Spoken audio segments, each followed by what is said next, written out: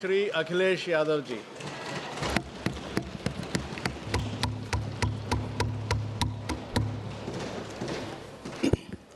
मैं सबसे पहले सभापति महोदय आपका मैं धन्यवाद देता हूं कि मुझे आपने बजट पे बोलने का समय दिया है। मैं तीसरा सदस्य इस पे बोल रहा हूं। मैं अभी में से पूर्व कांग्रेस पार्टी के नेता माननीय शशि थरूर जी जो बात कह रहे थे, उन्होंने बहुत सारे आंकड़े दिए हैं। सभापति महोदय, वही मिलते जुलते आंकड़े हमारे पास भी हैं। जब कभी जवाब आए तो शायद उन आंकड़ों का जवाब भी आए। और जब वो अपनी बातों को ख़त्म कर रहे थे तो वो एक शेर पढ़ के गए हैं। मिर्ज़ा गालिब का एक शेर पढ़ के गए हैं सभापति महोदय। सभापति महोदय, यही शेर अगर बीजेपी को पढ़ना होता तो बीजेपी कैसे पढ़ती? अगर यही शेर बीजेपी को पढ़ना पड़ता तो वो पढ़ते कि हमको मालूम है स्वर्ग की सच्चाई, लेकिन दिल को बहलाने के का गालिब ये ख्याल की जगह सोच अच्छा है।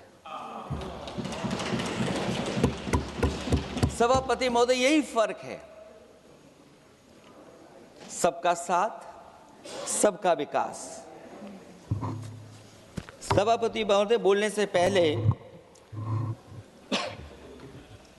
मैं जब बजट को देख रहा था और अक्सर सरकार को पिछले कई सालों से चलता हुआ मैं देख रहा हूं, मैं कहना चाहता हूं, क्यों झूठे ख्यालों में दिन रात करें, जो बनाते हैं हवा में बातों के महल, आओ उनसे कुछ जमीनी बात करें। सभापति महोदय, बजट आने से पहले और बजट आने के बाद पूरा देश और पूरे देश में ये बहस चल रही थी कि अमेरिका को लेकर के डील होने जा रही है। सभापति महोदय, मुझसे पहले अभी जो भारतीय जनता पार्टी की माननीय सदस्य बोल रही थी, और भारतीय जनता पार्टी का ये पक्ष है कि हम लोगों ने दुनिया में बहुत सारे देशों से फ्री ट्रेड एग्रीमेंट कर लिया है। सभापति महोदय, मैं भारतीय जनता पार्टी की सरकार से जानना चाहूँगा, अभी कितने देश और बचे हैं जिससे आप फ्री ट्रेड एग्रीमेंट नहीं कर पाए हैं? कुछ ऐसे भी देश बचे होंगे शायद जिनसे आपकी इच्छा होगी कि हम फ्री ट्रेड एग्रीमेंट कर लें। और सभापति महोदय, का फ्री ट्रेड एग्रीमेंट हो भी जाते हैं।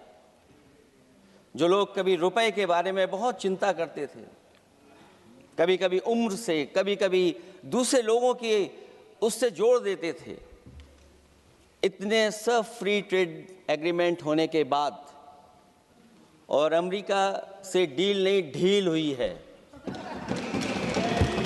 उसके बाद हमारा रुपया कहां पहुंचेगा? और अगर यही डील होनी थी तो 11 महीने इंतजार क्यों कराया? अगर यही डील होनी थी सभापति महोदय, तो 11 महीने किस बात का इंतजार था? हमारे कारोबारियों को या हमारे जितने भी उद्योग से जुड़े लोग हैं, उनके साथ ये परेशानी क्यों? बजट पर सबसे पहला सवाल यही है कि डील पहले बनी है बजट।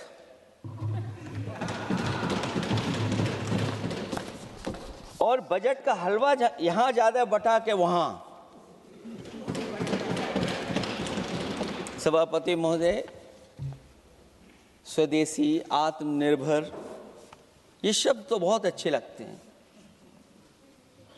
लेकिन जब डील हो गई है तो क्या इस बजट को लाने से पहले आत्मनिर्भरता और स्वदेशी को अपने अपने शब्दकोश से हटा दिया है, या इसको उल्टे अर्थ में विलोम शब्दकोश में डाल दिया है?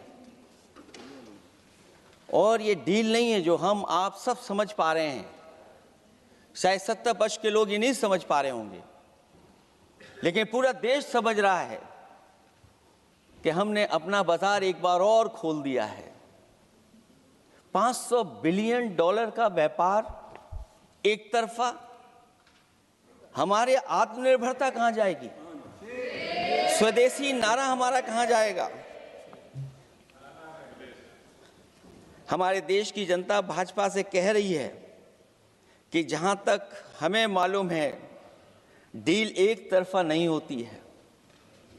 क्या ये बनी वहां पहुंची यहां जहां जैसे कोई एक पक्षी मान रहा हो?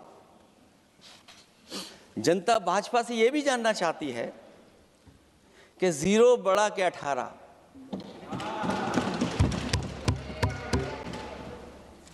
सभापति महोदय, भाजपा का समझौता गणित क्या यह है कि 18 0 के बराबर है? क्या 18 हमारा 0 के बराबर है? देश के किसानों, दुकानों, उद्योगों को बचाने के लिए खोखले शब्दों के अलावा भाजपा के पास कोई और सुरक्षा कवच या संरक्षण योजना है कि नहीं है? इसलिए मैं सभापति महोदय कहना चाहता हूं, ये बजट दिशाहीन है। इस बजट में कोई विजन नहीं है कि 2047 तक हमारा देश विकसित भारत बन जाएगा। और हम जैसे लोगों को, समाजवादियों को तो सरकार से पहले ही उम्मीद नहीं थी, और जिस सरकार से उम्मीद ना हो उसकी बजट से क्या उम्मीद होगी? इस बजट में पीडीए के लिए कुछ भी नहीं है। कोई योजना दलित, पिछड़ा, महिला, गरीब, अल्पसंख्यक या नवयुवक के विकास के लिए नहीं लाई गई है। ऐसा लग रहा है कि सरकार ने इनके बारे में सोचना ही छोड़ दिया है। और अगर जीडीपी हमारी 7% है और नॉमिनल जीडीपी की ग्रोथ केवल 8% है, जो कि लगभग 12% होनी चाहिए थी, इसके कारण लोगों के हाथ में कम पैसा है। और कारण यह भी लगता है कि हमारा प्राइवेट इन्वेस्टमेंट नहीं आ पा रहा है। जो लोग ये कहते हैं कि हम प्रति व्यक्ति आय बढ़ा रहे हैं, जो आंकड़े हमारे पास हैं, जो जानकारी हमारे पास है, वो आंकड़ा यही कहता है कि $3000 के लगभग प्रति व्यक्ति आय हमारी है। और अगर हम दुनिया से जब इतना ही जुड़ गए हैं तो 2025 की जो रैंकिंग है, हमारा स्थान 144वां है, 144th है। तो जहां हम इतना 10, 11, 12 साल से हम इतने बजट ला रहे हैं, क्या हमारे पर कैपिटा इनकम लोगों की नहीं बढ़ पाई? और सदन में, इसी सदन में कई बार ये पूछा गया कि जो लोग राशन प्राप्त कर रहे हैं, गरीबी रेखा से नीचे हैं, कम से कम उनकी पर कैपिटा इनकम क्या, ये तो बताना ही चाहिए सरकार को। और पिछड़ेपन को दूर करने के लिए कोई विजन नहीं दिखता इस बजट में। जैसे जब बजट आता है तो बजट में ढूंढते हैं हम लोग कि हमारे स्टेट के लिए क्या और खास नया आया होगा। उत्तर प्रदेश जैसा प्रदेश जहां पर डबल इंजन की सरकार को बहुत कुछ कहा जाता है कि डबल इंजन की सरकार है, हम विकास भी डबल करेंगे, लेकिन मैं देखता हूं उत्तर प्रदेश के लिए कोई खास योजना ऐसी नहीं आई है जिससे उत्तर प्रदेश के 25 करोड़ लोगों को कुछ मुख्य धारा से जोड़ा जाए। वैसे तो बड़े बड़ी योजनाएं बताई जा रही हैं कि हमारे कई फ्रेट कॉरिडोर्स बन रहे हैं, वाटरवेज बन रहे हैं, एक्सप्रेसवेज बन रहे हैं, लेकिन उत्तर प्रदेश जहां से प्रधानमंत्री जी आते हैं, भविष्य में जो बनेंगे एक्सप्रेसवे, लेकिन भारत सरकार के बजट से कोई भी अभी एक्सप्रेसवे वहां पर नहीं बना। अगर कोई बना हो, नया बन रहा हो, बड़ा बन रहा हो तो बताएं। और जो बने भी हैं वो उस मानक, उस क्वालिटी के नहीं हैं जिस क्वालिटी के आज विकसित भारत के एक्सप्रेसवे होने चाहिए। जो लोग भ्रष्टाचार पे बड़े बड़े सवाल उठाते हैं, वो कम से कम अपनी सड़कों को देखें, अपने एक्सप्रेसवेज को देखें कि उन्होंने क्या बना करके खड़ा इतने हजारों करोड़ रुपए खर्च करने के बाद। इनके सबसे पहले प्रधानमंत्री अटल बिहारी वाजपेयी जी, उनके नाम से कोई एक्सप्रेसवे बन रहा था। सभापति महोदय, हम लोगों ने अखबारों में पढ़ा कई लोग स्टेटमेंट भी देते हैं कि हम एक्सप्रेसवे बना रहे हैं, उनके नाम से बनने के साथ साथ उनका नाम भी बदल दिया। पहले वो चंबल एक्सप्रेसवे बन रहा था, फिर अटल जी के नाम से एक्सप्रेसवे बन रहा था। लगता है वो जमीन पर नहीं उतरा है, वो केवल कागजों पे बन रहा था। तो ये तो एक्सप्रेसवे की बात हुई। सबसे बड़ा सवाल ये है कि किसान को लेकर के इन्होंने कहा कि किसान की हम आय दोगुनी कर देंगे। आज हमारा किसान इस उदारीकरण में कहाँ खड़ा है? जिस किसान को लेकर के पूरे देश के सभी राजनीतिक दल चिंतित रहते हैं, इस डील के बाद हमारे किसानों का हाल क्या होगा? और जब सब कुछ विदेश से ही आएगा तो हमारा किसान भारत में क्या उगाएगा, जमीन पर क्या उगाएगा और क्या बेच पाएगा? सभापति महोदय, सरकार ने बड़ा बड़ा बजट पेश किया, कहा कि हम एग्रीकल्चर इंफ्रास्ट्रक्चर तैयार करेंगे, एग्रीकल्चर इंफ्रास्ट्रक्चर से हम मंडियां तैयार करेंगे, बाजार तैयार करेंगे, एमएसपी लागू करेंगे। हमारे किसान जब काले कानून के खिलाफ लड़ रहे थे, बड़ी संख्या में जान चली गई, उसके बाद सरकार कहीं पीछे हटी और उन्होंने काले कानून वापस लिए। लेकिन आज भी किसानों को जो कानूनी गारंटी मिलनी चाहिए वो अभी तक एमएसपी की कानूनी गारंटी सरकार नहीं दे पाई है। और जो 23 क्रॉप और हॉर्टिकल्चर क्रॉप और दूध को लेकर के सरकार दावा करती है कि हम सब्जियां इतना, हॉर्टिकल्चर क्रॉप्स हमारी इतनी ग्रो कर गई हैं, हम दुनिया में इतना पैदा कर रहे हैं।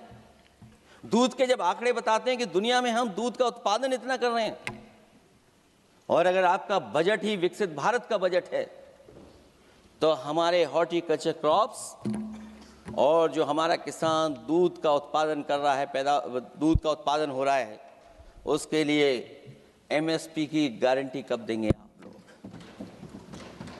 और गारंटी हम लोग इसलिए मांग रहे हैं क्योंकि उसको घर कैसे बनाएगा, घर कैसे चलाएगा? अगर उसको लाभ नहीं मिलेगा, बच्चों को कैसे पढ़ाएगा, अपनी बेटियों को हंसी खुशी विदा कैसे कर पाएगा? और इधर तो जहां फसल की कीमत नहीं मिल पा रही है, सभापति महोदय, सोने के भाव कहां पहुंच गए हैं? पहले गरीब सोचता था जब हम अपनी बेटी की विदा करेंगे तो कुछ सोने का एक सामान खरीद करके दे देंगे उसको। जैसे जैसे बीजेपी की सरकार चली और आगे बढ़ती गई, 12 साल ऐसे हैं आ गए कि अब तो चांदी तो दूर, अगर यही सरकार चलती रही तो लोहे पर पीतल चढ़ाकर भी गरीब अपनी बेटी की विदाई नहीं करा पाएगा। कैसे अपने भविष्य के लिए 2 पैसे जमा कर पाएगा? मतलब आज क्या खाएगा, कल के लिए क्या बचा पाएगा? ये किसानों के बड़े सवाल हैं। भाजपाई किसानों को लाभ नहीं पहुंचाना चाहते हैं, ये किसी और को लाभ पहुंचाना चाहते हैं।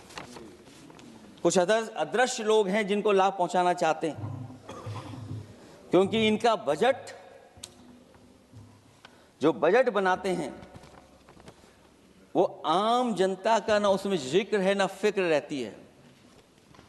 और अगर फिक्र होती उनको तो किसान की खाद समय पर मिल जाती, उनको बीज समय पर मिल जाता, सस्ती बिजली उपलब्ध हो जाती, सिंचाई या सिंचाई मुफ्त हो जाती थी।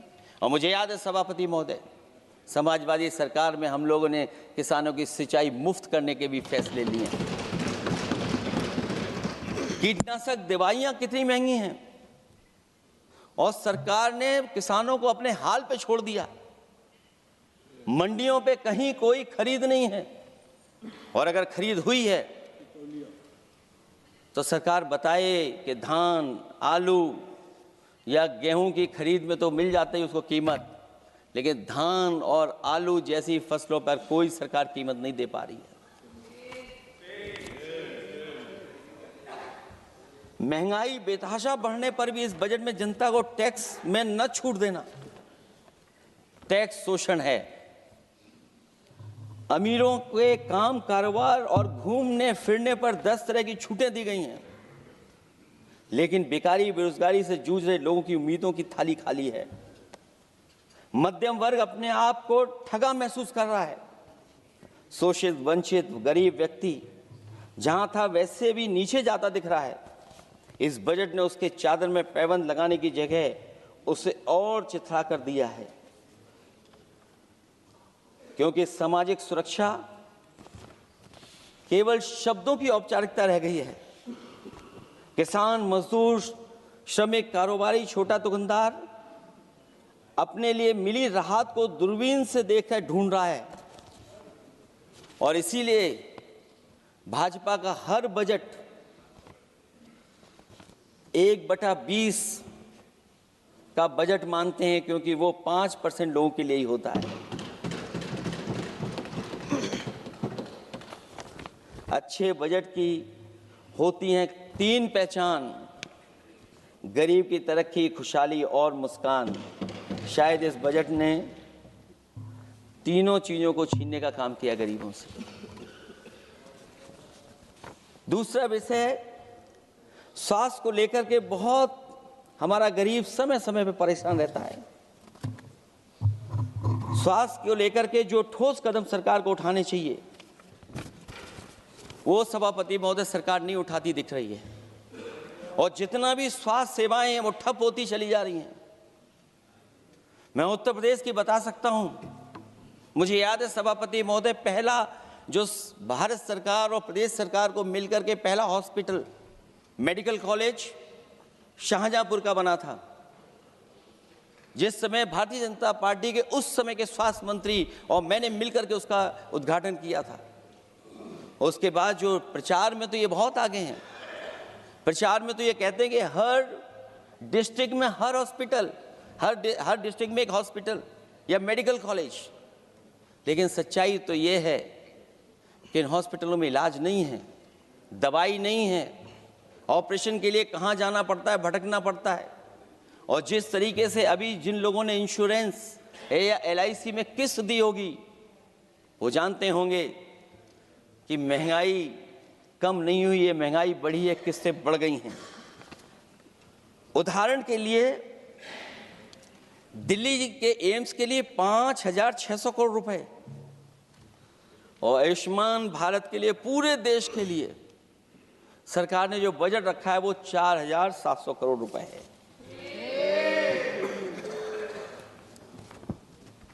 सुनते हैं पहले उपवन में हर ऋतु में बहार गाती थी, कलियों का तो कहना ही क्या, मिट्टी में खुशबू आती थी। ये भी ज्ञात हमें उपवन में कुछ ऐसे भौरे आए थे, सारा चमन कर दिया मरघट, अपने साथ जहर लाए थे। लेकिन अगर चमन वाले ही भौरों के रंग ढंग अपनाएं, माली तुम ही फैसला कर दो, हम किसको दोषी ठहराएं। सभापति महोदय, मैं उत्तर प्रदेश से आता हूं, जहां पर प्रधान संसदीय क्षेत्र है। राजमाता पूजनीय अहिल्याबाई होलकर जी, उनकी मूर्ति थी, उसको बुलडोजर से तोड़वा दिया। सभापति महोदय, कोई कल्पना कर सकता है एक मणिकर्णिका घाट जो हमारी पौराणिक पहचान रही, सदियों से हमारी विरासत की पहचान रही, सनातनी काशी की विरासत रही, वहां पे इनकी सरकार ने प्रधान संसदीय क्षेत्र में बुलडोजर चला करके हमारी पूजनीय अहिल्याबाई होलकर की मूर्ति को इन्होंने तोड़ने का काम किया। और सभापति महोदय, केवल एक मूर्ति नहीं, वहां पर अगर हम गिनती करेंगे, 1 नहीं, 2 नहीं, 3 नहीं, 4 नहीं, 5 नहीं, 6 नहीं, 7 नहीं, लगभग 100 मंदिरों को तोड़ने का काम इसी सरकार में हुआ है। केवल मंदिर नहीं तोड़े गए सभापति महोदय, एक antique bell donated by Nepal नरेश, जो घंटा बजता था, सभापति महोदय, जो घंटा बजता था, नेपाल नरेश जिन्होंने गिफ्ट किया था, वो घंटा भी लापता है।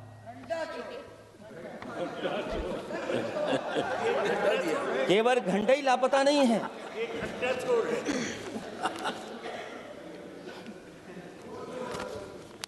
सभापति महोदय, नमामि गंगा को लेकर के हमारे कानों में अभी भी वो बातें गूंजती हैं कि माँ गंगा ने मुझे बुलाया है। क्या बात है कि पिछले 11 साल से माँ गंगा ने बुलाया ही नहीं किसी को। माँ गंगा बह रही हैं, जो उसके पैरामीटर्स हैं, जिस पैरामीटर्स को हर दिन नापा जाता है, उसमें डिसॉल्व ऑक्सीजन, सीओडी, बीओडी और तमाम पैरामीटर्स, आज किस हालत में है माँ गंगा। कोई कह रहा था कि अब गंगा बहकर के दूर तक जाएंगी, लेकिन शायद वो ही नहीं जानते होंगे कभी कभी उल्टी गंगा भी बहती है। जब उल्टी बहेगी तो यूपी के आते आते आप बाहर हो जाएंगे। सभापति महोदय, नमामि गंगा, मां गंगा में जुड़ने वाली नदियां, वरना नदी को एक संरक्षण कैसे हो, ब्यूटिफिकेशन कैसे हो, रिवर फ्रंट कैसे बने, उसकी शुरुआत की थी। लेकिन सभापति महोदय, इनकी बुलडोजर सरकार ने उसका काम रोक दिया। काली नदी किस हालत में है। यमुना के बारे में दिल्ली की सरकार जब बनानी थी तो कहा कि हम दुनिया का सबसे बेहतर रिवर फ्रंट बनाएंगे यमुना पर। इसी राजधानी में कहा गया। आज बताइए यमुना की हालत क्या है। और अगर यमुना दिल्ली में गंदी हो रही है तो ये बह करके जब यूपी जाती है तो मथुरा में भी गंदी है। और थोड़ा बहुत साफ गंगा इसलिए हो जाती है क्योंकि जब चंबल का पानी उसमें जुड़ता है, थोड़ी बहुत यमुना साफ हो जाती है। उसके बाद यमुना में भी कोई सफाई का सरकार ने इंतजाम नहीं किया। और आज भी मैं कहता हूं, देश का सबसे अच्छा रिवर फ्रंट अगर कहीं बना है तो लखनऊ में बना है, गोमती रिवर फ्रंट। जो लोग ये कहते हो कि दूसरा रिवर फ्रंट अच्छा है, मैं उनसे कहूंगा कभी लखनऊ के रिवर फ्रंट पर भी घूम करके आइए, तब आपको मालूम पड़ेगा कि रिवर फ्रंट क्या होता है। 26 जनवरी इसी वर्ष मैंने एक प्रतिष्ठित अखबार को पढ़ा और उसमें देखा मैंने कि high uranium in India's ground water samples लिए गए हैं। एक्सपर्ट्स वार्न कर रहे हैं कि सेवरल हेल्थ रिस्क हैं उससे। Lead pollution alarming in 69 rivers in India contaminated, rivers are contaminated. हमारे पानी में पेस्टिसाइड है, इंडस्ट्रियल वेस्ट है, अनसेफ है ड्रिंकिंग के लिए। हमारी नदियों में मरकरी है, डेंजरस लेवल। और जितनी भी हमारी वाटर बॉडीज हैं इंडस्ट्रियल टाउन्स के आसपास, सब में टॉक्सिक है, मरकरी है, बड़े पैमाने पे डेंजरस है पानी वहां का। और कई जगह इंडस्ट्री का सीधा सीधा वेस्ट जा रहा है। आर्सेनिक लेवल का सोच ही नहीं सकते हम लोग, जो मानक है उससे कई गुना ज्यादा है। ये तो हमारे देश का पानी है जो नदियों में बह रहा है, जो अंडरग्राउंड वाटर बन रहा है हमारा। ठीक ही कहा हमारे माननीय सदस्य ने कि जो संपन्न हैं, प्रिविलेज्ड हैं, वो लोग तो पानी साफ करने की मशीन खरीद सकते हैं। हमारा गरीब क्या खरीदेगा। गरीब की हेल्थ को कितनी परेशानी और रिस्क है। यहां तक कि अंतर्राष्ट्रीय प्लेटफॉर्म पर हमारे देश को भी सुनना पड़ा एक प्रतिष्ठित चैनल पर कि आपके देश में इन्वेस्टमेंट क्यों आएगा, क्योंकि वहां आ ही नहीं सकता है, क्योंकि आपकी हवा खराब है।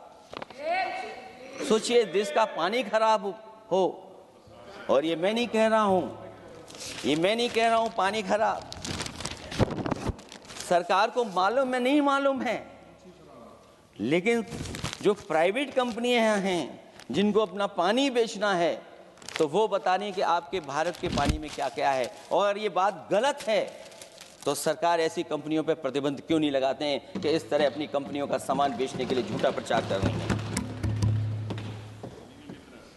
जो चर्चा होने लगती है हवा खराब है,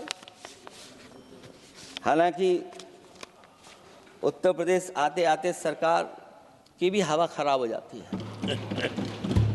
सरकार सबको डराती है, लेकिन सरकार को कोई नमस्कार न करे उसको नहीं डरा सकते हैं।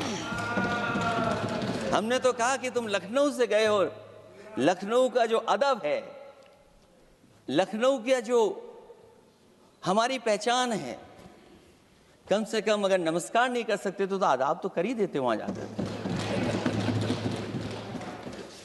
जो लोग पिछड़े पीडीए उनके पक्षधर बनते हैं, आरक्षण को लेकर के कहते हैं कि हम आरक्षण देंगे, उनकी सरकारों में क्या अपॉइंटमेंट हो रहे हैं।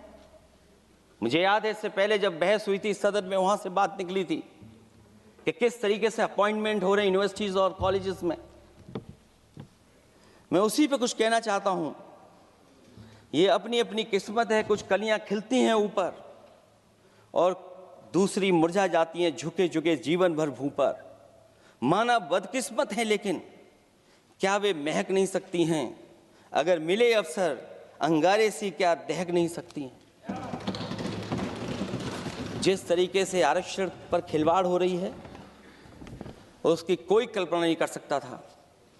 विकसित भारत तभी विकसित भारत माना जाएगा जब हमारे पिछड़े, दलित, आदिवासी, अल्पसंख्यक मुसलमान भाई को बराबर का हक मिलेगा। और जब तक हक नहीं मिल रहा उनको, तब तक शायद विकसित भारत का देखने का सपना आधा अधूरा है।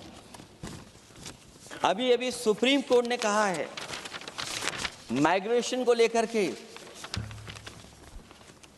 सुप्रीम कोर्ट ने 16 जनवरी को एक फैसला पलट दिया।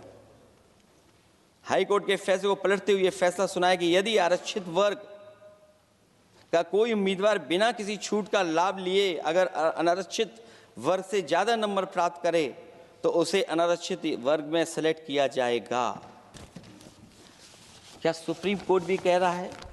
हमारे सरकार की भी नियत है कि सबको आरक्षण मिलना चाहिए जिनका हक हो। हमारे प्रधानमंत्री जी भी कहते हैं हम पिछड़े हैं। हमारे दूसरे नंबर के नेता, क्योंकि उन्हें सनातनी बनना था, अपना धर्म बदल के दूसरा धर्म लिख लिया उन्होंने। तो कम से कम पिछड़ों का तो ख्याल करिए आप। जब पिछड़ों का ख्याल करोगे तभी आपका देश विकसित बनेगा, भारत विकसित बनेगा। अगर आप पिछड़ों को छोड़ देंगे, दलितों को छोड़ देंगे, आदिवासियों को छोड़ देंगे, अल्पसंख्यक भाइयों को छोड़ देंगे, तो आप कैसे विकसित भारत बनाएंगे? एक आर्थिक बराबरी है, दूसरी सामाजिक बराबरी है। और मुझे लगता है बजट से न आर्थिक गैर बराबरी दूर हो रही है, न सामाजिक गैर बराबरी दूर हो रही है। और इनकी सरकार में कितना भेदभाव है। सभापति महोदय, केवल चुनाव जीतने के लिए सोचिए। एक 72 साल के बुजुर्ग पर, मोईद खान साहब, आप जानते होंगे आपके क्षेत्र में, मदरसा टाउन एरिया। सभापति महोदय, बीजेपी का लक्ष्य केवल है चुनाव जीतना। इन आंकड़ों से क्या मतलब? और आंकड़ों के अगर ये ठीक आंकड़े होते सभापति महोदय, तो इन्होंने कहा था कि बुलेट ट्रेन हम 1 लाख करोड़ की बनाएंगे। आज बुलेट ट्रेन 2 लाख करोड़ की कैसे हो गई? सभापति महोदय कहा कि हम 1 लाख करोड़ में बनाएंगे बुलेट ट्रेन। और बुलेट ट्रेन केवल संपन्न स्टेटों में क्यों? हमारे बंगाल, बिहार और यूपी में क्यों नहीं? और अगर आप हाई स्पीड बुलेट ट्रेन लाना चाहते हैं तो 1 लाख करोड़ का बजट दिया था, 2 लाख करोड़ बजट हो गया। यूपी में जब बनेगा तो पता नहीं कब बनेगा, कौन जानता है कब बनेगा। चुनाव जीतने के लिए इनकी सरकार के लोगों ने झूठा फंसाया। ये सब जुमला है, जुमला। झूठा फंसाया, और इसलिए फंसाया कि वो मुस्लिम है, इसलिए फंसाया। 72 वर्ष के बुजुर्ग को 19 महीने जेल में रखा गया। समाजवादी पार्टी को बदनाम किया गया, और केवल इसलिए कि चुनाव जीत जाए आप, अयोध्या का चुनाव जीत जाए, क्योंकि अयोध्या का चुनाव हारे थे आप लोग। मैं अयोध्या की महान जनता का धन्यवाद देता हूं कि उन्होंने कम्युनल पॉलिटिक्स का समापन किया है। वो विकास के रास्ते पे जाना चाहते हो। मैंने पहले भी कहा, फिर कहता हूं, आपका विकास अयोध्या का तो मैं जानता हूं कैसा है, क्योंकि लोगों ने काशी को क्यूटिव बनते नहीं देख पाए। अगर हम सब सदस्य हैं और हमारे प्रधान संसद के संसदीय क्षेत्र को अगर हम क्यूटिव न बना पाए, आप विरासत मिटा रहे हैं वहां पर। कई सौ पुरानी दाल मंडी जिसमें केवल वोट नहीं मिलता, इसलिए दाल मंडी को आप डिमोलिश कर देंगे आप। अल्पसंख्यक बनारस और इसको अयोध्या को जीतने के लिए 72 वर्ष के एक व्यक्ति को झूठा केस लगाया, झूठा फंसाया, जेल भेज दिया। और न केवल उसको जेल भेजा बल्कि उसकी दुकानें और उसकी बेकरी पर भी बुलडोजर चला दिया आपने। क्या डेमोक्रेसी में हमारे बुलडोजर का कोई स्थान है क्या? हाई कोर्ट कहता है कि आप फैसला सुना सकते हैं क्या? कोर्ट कहता है कि आप कौन हो गए फैसला सुनाने वाले लोग? और फिर आप लोग कहते हैं कि हर घर जल और नल। सभापति महोदय, इन्हीं के विधायक ने मंत्री जी को घेर लिया,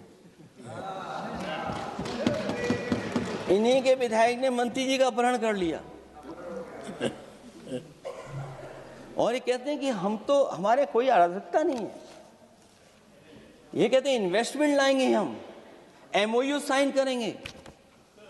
सभापति महोदय, देश के प्रधानमंत्री, देश के सबसे बड़े उद्योगपति उत्तर प्रदेश पहुंचे थे, एमओयू साइन किए गए, लाखों करोड़ के एमओयू साइन हुए। और एमओयू साइन होने के बाद जमीन पर कितना उतरा ये बताए सरकार। एमओयू के बाद सरकार बताए कितना जमीन पर उतरा है। इन्होंने जब कश्मीर का 370 हटा रहे थे सभापति महोदय, हाँ ना, बजट ही है ये एमओयू में, क्योंकि इंसेंटिव अगर नहीं देंगे तो कौन आपका इन्वेस्टमेंट लाएगा? ये राज्य का विषय नहीं है सभापति, राज्य से प्रधानमंत्री आते हैं। और आपने ये कहा कि प्रधानमंत्री के क्षेत्र में हमने देश में कहा कि हमने 1000 किलोमीटर मेट्रो बिछाई है। आपने देश के प्रधानमंत्री के क्षेत्र में क्यों नहीं मेट्रो बिछाई? क्यों नहीं बिछाई आपने? आपने देश के प्रधानमंत्री के क्षेत्र को एक्सप्रेस से क्यों नहीं जोड़ा आपने? क्योंकि आपके पास बजट नहीं है। अटल बिहारी वाजपेयी जी के आपने नाम से एक्सप्रेस वे क्यों नहीं बनाया, बताइए आप? ये बजट नहीं है आपके पास।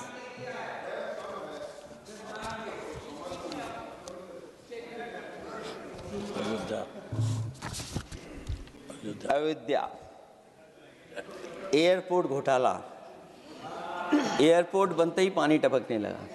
एयरपोर्ट तो दिल्ली का है, बजट तो दिल्ली ने दिया होगा।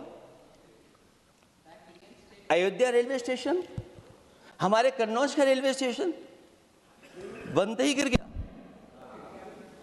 और गिरने के बाद अभी तक नहीं बन पाया। तो ये बजट का हिस्सा नहीं है क्या?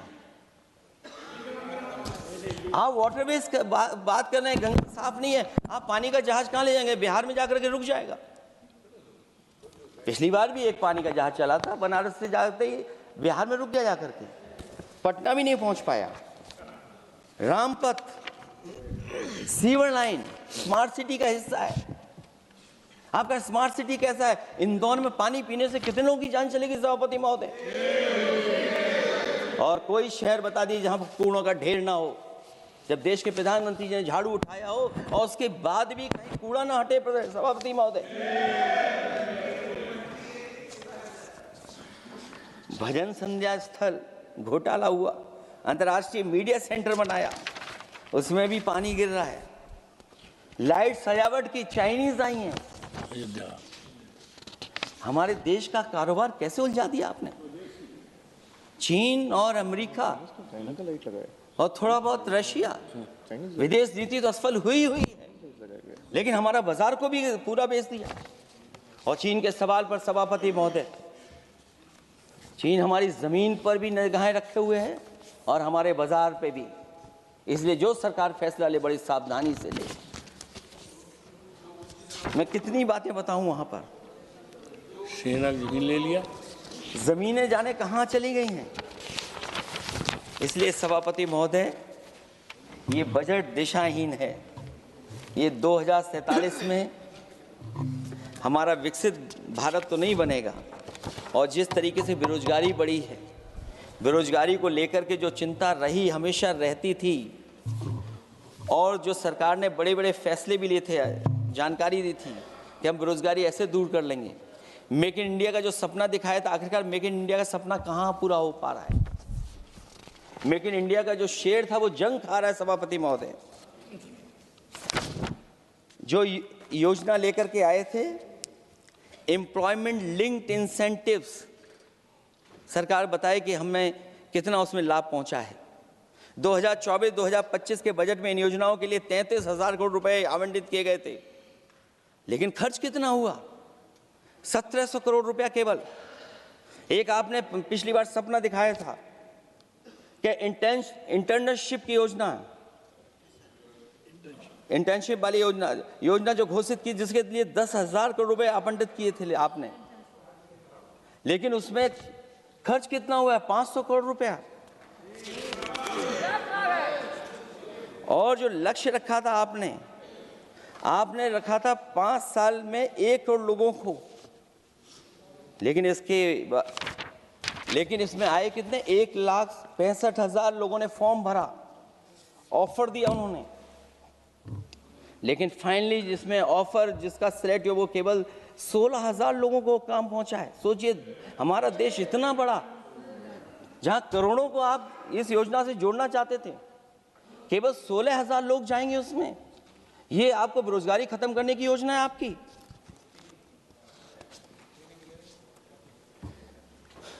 माननीय वित्त मंत्री जी के सदन के सामने स्थिति स्पष्ट करनी चाहिए कि मनरेगा एक महत्वपूर्ण योजना थी जिसमें गरीबों को ग्राम स्तर पर रोजगार मिलता था, राइट टू वर्क के अनुसार थी। इस योजना को समाप्त करते हुए आपने क्या नाम रखा है? बीबी राम जी। और हमारे राम जी कहाँ बैठे हैं? कहाँ हैं हमारे राम जी? पीछे बैठे, जिन्हें बचपन से हम देखते आए राम जी। ये हमारी खुशकिस्मती है कि राम जी सदन में बैठे हैं, लेकिन आप राम जी का अपमान कर रहे हैं। आपको उनको यहाँ नहीं बैठा सकते, आपको यहाँ बैठाना चाहिए नंबर 2 पर। अगर आप सच्चे मायने में सभापति महोदय बीपी राम जी, आप कृपया देखिए, वित्त मंत्री राम जी को ही नहीं जानती हैं। अखिलेश जी, हे भगवान, अखिलेश जी आप कृपया बजट पे आ जाइए। आप कृपया बजट पे आ जाइए अखिलेश जी। सभापति महोदय, बजट पे आइए, बजट पे आइए। एक मिनट, क्या बोले? फिर बोलना दोबारा। नहीं, आप बजट क्या बोलिए? नहीं, सभापति जी बोलिए। नहीं सभापति महोदय, नहीं, जिन्होंने गोली चलाई वो आपका राम मंदिर बना रहे हैं। सभापति महोदय, जिन्होंने गोली चलवाई वो राम मंदिर बनवा रहे हैं। अगर कुछ पता ना हो तो जाकर के पूछ लेना, पता कर लेना। आधी अधूरी जानकारी के साथ मत आया करो यहाँ पर। अब आप बताइए सभापति महोदय, बीवी राम जी नाम बदल दिया आपने। यूपी जैसा बड़ा स्टेट, उसको क्या मिलेगा अब, जहां पर 1,000 ग्राम सभाएं अर्बन हो गई हैं। जब 1,000 ग्राम सभाएं अर्बन हो गई हैं और 40% व्यय प्रदेश सरकारों पर डाल दिया गया है, ये स्कीम कैसे चलेगी आपकी? मैंने पहले ही कहा था कि एमएसपी की लीगल गारंटी मिलनी चाहिए। और जिस तरीके से किसान आत्महत्या कर रहा है, एनसीआरबी के आंकड़े सरकार के पास होंगे कि किसान कितनी आत्महत्या कर रहा है। जिन्होंने ये कहा कि 2022 तक हम दोगुनी आय कर देंगे। आप बताइए, आलू की पैदावार की क्या आय दोगुनी हो गई? धान की पैदावार करने वाले की आय दोगुनी हो गई। आपको गाय से बहुत प्रेम है। हमारे क्षेत्र में खुद एक काऊ मिल्क प्लांट बना, यूपी का पहला काऊ मिल्क प्लांट। आपकी सरकार ने उसको बंद कर दिया। आप कहते गाय की सेवा करो, लेकिन पहला यूपी का काऊ मिल्क प्लांट वो आपसे बंद हो गया। अगर शायद हम ऊंट के मिल्क की चॉकलेट बना रहे होते उस प्लांट से, तो वो प्लांट चलता रहता। आय दोगुनी कितनी हुई है बताएं सरकार? मत्स्य पालन और पशुधन विकास की तरफ सरकार का कोई ध्यान नहीं है। सरकार का कहना है कि वित्त अच्छी हुई है, लेकिन क्या कारण है कि एफडीआई में लगातार कमी आ रही है? विदेशी इन्वेस्टर्स क्यों बाहर ले जा रहे हैं? भारत में इन्वेस्ट करने के लिए क्यों नहीं इच्छुक हैं? और शेयर मार्केट क्यों इतनी जल्दी गिर जाता है? रुपए के मूल्य में डॉलर के विरुद्ध निरंतर गिरावट आ रही है। और इसके बाद सभापति महोदय, इस डील और ढील के बाद हमारा रुपया कहां होगा, ये सरकार जरूर बताए हमें। मैन्युफैक्चरिंग में कोई सुधार नहीं हो रहा है। अभी भी हम जीडीपी के 15% पर मैन्युफैक्चरिंग पर निर्भर हैं, जबकि मैन्युफैक्चरिंग के शेयर मेक इंडिया के अनुसार अभी तक 25% होना चाहिए था। इससे स्पष्ट लगता है कि मेक इन इंडिया, आत्मनिर्भर भारत और पीएलआई योजना सफल नहीं हो पाई हैं और उसी का परिणाम है कि आज हमारे नौजवानों को रोजगार और नौकरी नहीं मिल पा रही है। सरकार उद्योगपतियों के साथ खड़ी है। सरकार द्वारा लेबर कोड्स लाए गए हैं, जिन लेबर रिफॉर्म्स के रूप में दर्शाया जा रहा है वो लेबर कोड एम्प्लॉयर के हित में है, लेबर के पक्ष में नहीं है और मजदूरों के नहीं है। अब अधिकांश उद्योगों द्वारा लेबर को कोई भी नौकरी से निकाला जा सकता है। इतना तानाशाही होगी कि जब चाहेंगे तब निकाल देंगे। उनके 8 घंटे से अधिक काम कराया जा सकता है। परमानेंट एम्प्लॉयमेंट की बजाय कॉन्ट्रैक्चुअल एम्प्लॉयमेंट की व्यवस्था की है सरकार ने। सोचिए, यही सरकार है कि सबका साथ सबका विकास। एयर पॉल्यूशन को लेकर के मैं पहले ही कह चुका हूँ और शहरी विकास तो इनका मैंने क्यूटो को मैं देखा है, इसलिए उस क्यूटो के बारे में मैं ज़्यादा नहीं कहना चाहता हूँ। अंत में मैं इतना ही कहूँगा कि स्वास्थ्य और शिक्षा के केवल 10% और 14.2% बजट बढ़ाया गया है, जबकि पिछले वर्ष का पूरा बजट इन दोनों मदों में खर्च ही नहीं किया गया है। आखिरकार सरकार बताएगी खर्च क्यों नहीं हुआ, आखिर क्या कारण है, किसकी वजह से खर्च नहीं हुआ है। जल जीवन मिशन में 50,000 करोड़ रुपए खर्च नहीं हो पाए हैं और प्रधानमंत्री आवास योजना में 40,000 करोड़ रुपए, और हमारे देश के प्रधानमंत्री ने गांव गोद लिया था। वो लगता है उस गांव को अनाथ छोड़ दिया है प्रधानमंत्री जी ने, वो गांव ही अनाथ छोड़ दिया है। आरबीआई के डेटा के अनुसार इनकम में जो नीचे 80% हैं, उनकी इनकम का शेयर 36% से घट करके 32% हो गया है और हर वर्ष में रियल वेजेस 2% कम हो रही हैं। आखिरकार इसका कारण क्या है? मुझे उम्मीद है सरकार बताएगी कि इसका कारण क्या है कि जिसकी वजह से लगातार गिरावट होती जा रही है। मैं रैंकिंग में नहीं जाना चाहता हूं कि हमारी रैंकिंग कहां है, गैर बराबरी की रैंकिंग में हम कहां पहुंच गए हैं, हम कितना नीचे पहुंच गए हैं। जो तरह तरह की रैंकिंग समय समय पर आती हैं, उन रैंकिंग के बारे में सरकार को ज़रूर पता होगा कि हम एजुकेशन इंडेक्स में कहाँ हैं दुनिया में, हम हेल्थ इंडेक्स में कहाँ हैं दुनिया में, और जो एयर क्वालिटी के इंडेक्स है उसमें हम दुनिया में कहाँ हैं। इसलिए सभापति महोदय, मैं अंत में इतना ही कहना चाहता हूँ कि ये बजट दिशाहीन है। 2047 तक विकसित भारत तो नहीं बनेगा, लेकिन हमारे गरीबों के साथ बहुत अन्याय होगा। जिस तरह एआई पे बात की गई है, एआई अगर अच्छाई और भलाई के लिए हो तो अच्छी बात है, लेकिन पता नहीं भारतीय जनता पार्टी पे कितना रिसोर्सेज हैं कि एआई और जितना भी हमारा वो है जो बजट है, वो सबसे ज़्यादा खर्च वो करते हैं दूसरों को बदनाम करने के लिए। इसलिए इन्हीं शब्दों के साथ मैं सभापति महोदय का धन्यवाद देता हूँ। मैं उम्मीद करता हूँ कि सरकार इस बजट को गरीबों की तरफ मोड़ेगी, पीडीए के लोगों की तरफ मोड़ेगी, जिससे वो भी मुख्य धारा में खड़े हो सकें। बहुत बहुत धन्यवाद।